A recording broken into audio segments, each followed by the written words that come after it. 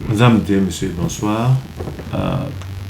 C'est Maître Gassikia. Nous sommes au 4 octobre 2024. Avant-hier, qui était le 2 octobre 2024, les États-Unis ont ouvert un dossier que nous appelons l'autovisa ou bien l'autovisa. La plupart de nous savent quelque chose. L'autovisa veut dire que les États-Unis distribuent la green card aux gens, 55 000 green card aux gens au monde entier, je vais le dire de cette manière-là. Et il y a des pays qui sont exclus. Il y a le Nigeria qui nous concerne, il y a autour de 12 autres pays, si je ne me trompe bien, ou bien 14. Maintenant, dans notre zone Afrique, c'est peut-être le Nigeria qui est le pays le plus important, qui est le seul pays que je peux mentionner. Ces pays-là, ce n'est pas au hasard ou bien ce n'est pas pour discriminer contre eux que les États-Unis ont décidé de les exclure. Par contre, c'est parce que l'idée de la l'autovisa au début, c'est pour créer quand même une diversité. C'est pourquoi on appelle diversity l'autovisa, diversity visa. C'est pour diversifier la population américaine pour que tout le monde entier, tous les pays du monde soient aux États-Unis. C'était l'idée derrière la l'autovisa. C'est pourquoi on choisit un peu partout dans le monde ceux qui gagnent au l'autovisa.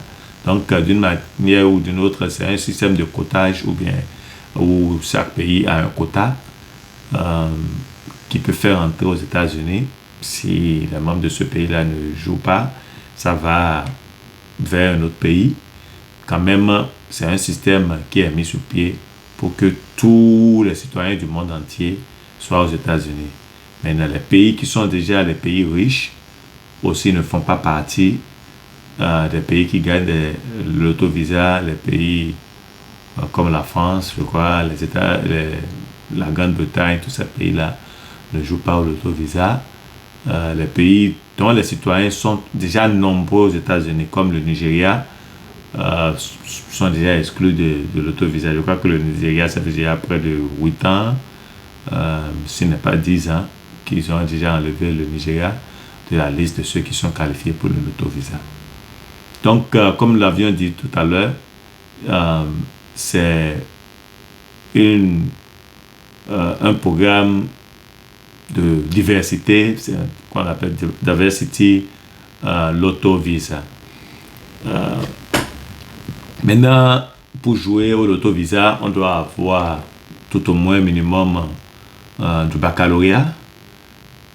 Et si on n'a pas le baccalauréat, on doit avoir le diplôme de formation de 2 ans, d'une formation quelconque de 2 ans.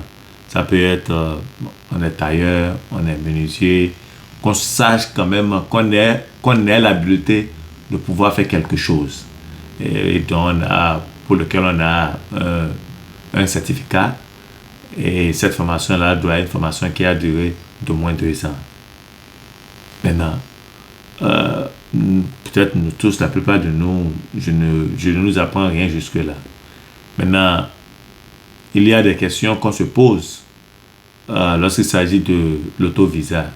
J'ai déjà dit l'une des conditions, on doit avoir un diplôme, on doit être plus de 18 ans, et puis on peut jouer ça en famille, on peut jouer ça seul.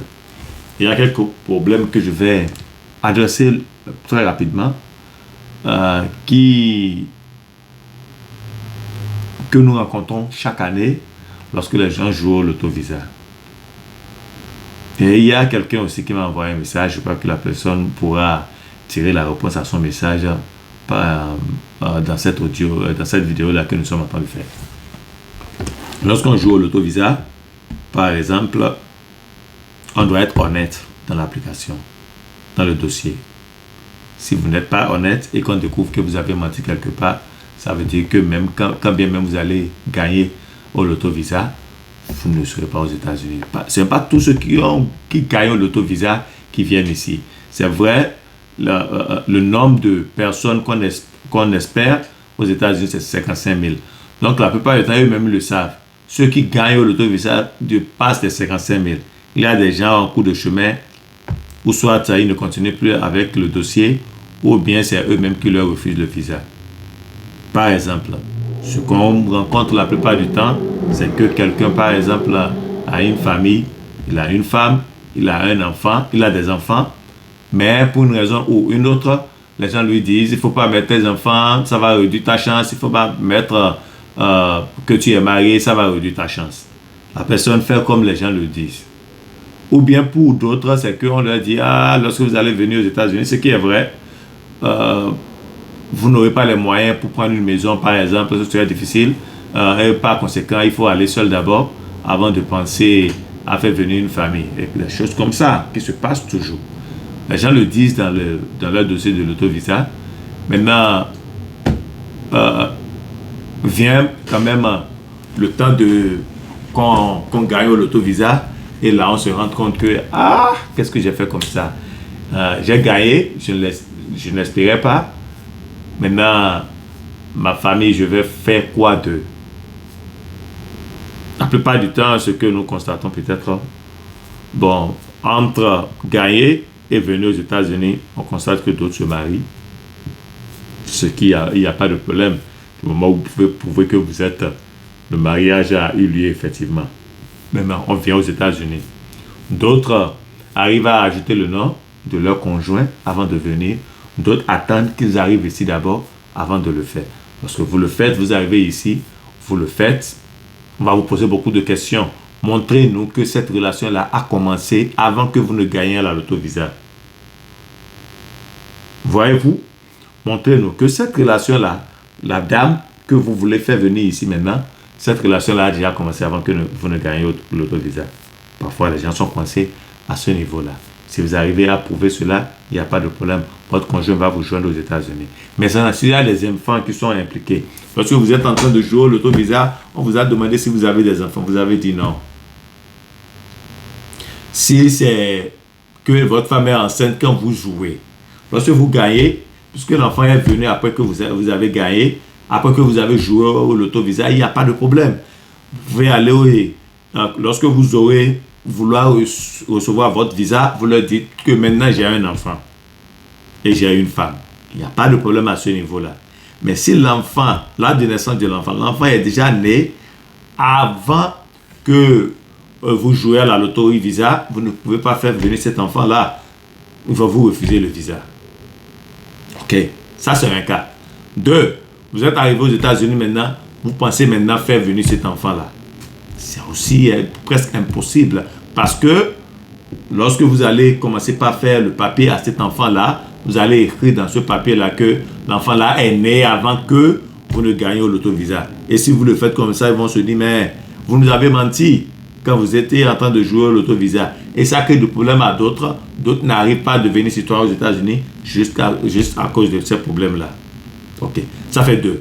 L'option numéro 3. D'autres attendent jusqu'à ce qu'ils deviennent citoyens d'abord et garantissent leur citoyenneté parce que c'est difficile souvent de vous retirer cette citoyenneté-là. Ils se disent, ok, je n'ai qu'à gagner la citoyenneté. Après avoir gagné la citoyenneté, je vais voir quoi faire. Maintenant, en ce moment-là aussi, parfois, c'est déjà trop tard. Voyez-vous. Parce qu'ils se disent, mais vous nous avez joué. Même lorsque vous avez demandé votre citoyenneté, on vous demandait si vous avez d'enfants. Vous continuez pas à nier que je n'ai pas d'enfant, je n'ai pas d'enfant, je n'ai pas d'enfant. Et maintenant, vous venez maintenant, vous dites que vous avez un enfant. C'est un peu difficile. Ok, nous allons nous arrêter. Nous allons arrêter ce côté-là. Maintenant, je suis aux États-Unis. Est-ce que, en tant qu'aux États-Unis, j'ai déjà joué à la loto-visa avant de rentrer? Maintenant, je suis ici maintenant. Est-ce que je peux bénéficier de cette loto-visa-là? Maintenant, il faut faire un ajustement de statut.